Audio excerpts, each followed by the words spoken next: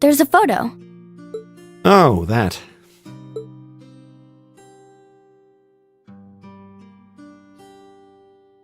Aww, look at cute little Machias there. He looks like he had such a sweet disposition. Yeah, before he grew up to be a stubborn old nag. Stop nitpicking people's old family photos! Honestly. The governor looks the same as ever, though. Is that woman next to him your older sister or something? Close enough. She was a cousin on my father's side of the family.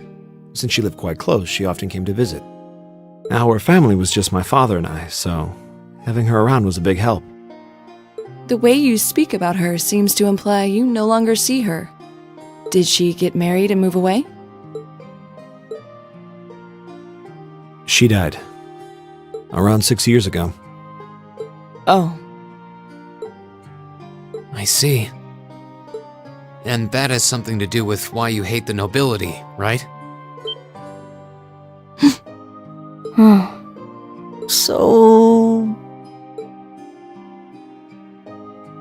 I never really planned on telling anyone about this.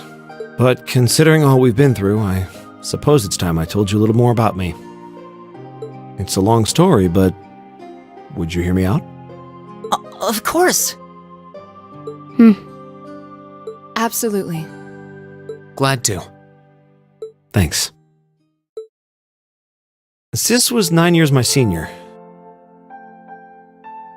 Beautiful, kind. To me, she was in every sense the ideal woman. Now, as I said earlier, we're a family of commoners through and through. But my father proved to be a very capable government official. And eventually, he was promoted to an important government position where he started to make a name for himself. Honesty and integrity are a core part of his work ethic. So, of course, he made his fair share of enemies. But after seeing success in a number of major projects, he gained a reputation both inside and outside the government. My mother died when I was still young. But Sis happened to live around here and ended up helping us in more ways than I can count. Since she was his niece, my father always made a fuss over her. And even though she didn't live in the same house, she was like a real sister to me, and a real daughter to my father. I was always so proud of her. As a child, she was practically my idol. And as you'd expect, she had countless admirers among the men of the city. But for all her popularity, she was always level-headed and sensible. So I never felt I had anything to worry about. Until he appeared. He was one of my father's subordinates at City Hall. Though unlike him, he was a noble by birth. A man of high rank, too. The heir of a count. However, he had none of the arrogance or haughtiness one usually associates with the nobility. When I met him myself, he came across as an honest and loyal man. He met Sis when Dad introduced him to her one day. And eventually, the two of them fell in love and began a relationship, despite the difference in their social status. As a child, I was frustrated beyond words. But even I had to admit that the two of them made a good couple. And Sis seemed so happy when she was with him that I had no choice but to let it go and accept their relationship. Time went on and they became engaged, with Dad acting as the go-between. And that's when everything started to fall apart.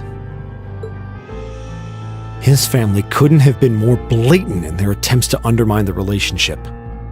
Apparently, one of the four great houses, House Cayenne, proposed an arranged marriage on short notice. And the Count's family were up in arms at the thought he might choose to take a mere commoner as his wife. Since my father held an important post, they were limited in how shamelessly they could try to sabotage the marriage. But they began to harass and threaten her in secret every way they could think of. Maybe she didn't want to cause trouble for the man she loved, or perhaps she did it out of consideration for my father. But all that time she chose to endure it alone. She never discussed it or asked for help. And finally, it became so crushing that she took her own life. It was only afterward that my father and I learned what had really happened. It seems that at the very last, he had chosen to betray her love for him. "But I told her," he said. "I told her I'd treasure her as my mistress instead if she'd just accept that we couldn't be married. I just don't understand it. Why would she take her own life?"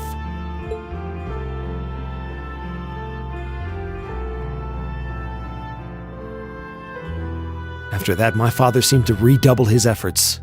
It was like watching a machine kick into high gear. With the help of his ally, Chancellor Osborne, he was able to wrest control of City Hall from the noble faction. Then, 4 years ago, he was appointed to his current position as governor of Heimdall. And that's how the Regnitz family came to be where it is. I don't even know what to say. So that's why you started hating nobles? Yeah. I was so furious at Sis's death. My hatred needed to be directed at someone. Anyone. First I blamed her fiancé, then his family, and the family of the Duke who tried to intervene. In the end, I just hated the nobility as a whole. The people, their culture, the entire idea of social classes. I desperately wanted the strength to win against them, to show how right I was, how wrong they were.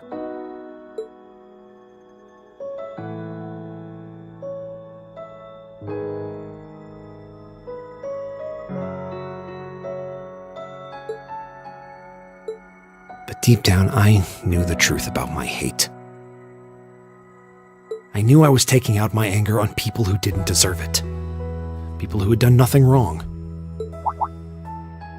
You did? They may be from different social classes, but people are still individuals. Sis's fiancé was faithful to her. He just wasn't strong enough to shield her from all that ugliness, despite his love. And the Count and his family were only acting in their best interests, which is to be expected, really. Ultimately, I've had to acknowledge that not all commoners are good people, and not all nobles are unworthy of respect. Eustace might not have done much to change my opinion. But getting to know you two showed me that there are nobles who live up to that name. Machias. I have no idea how my father feels about all of this, but this is how I've come to feel. I see. You have my thanks. I'm glad you felt you could talk to us about it.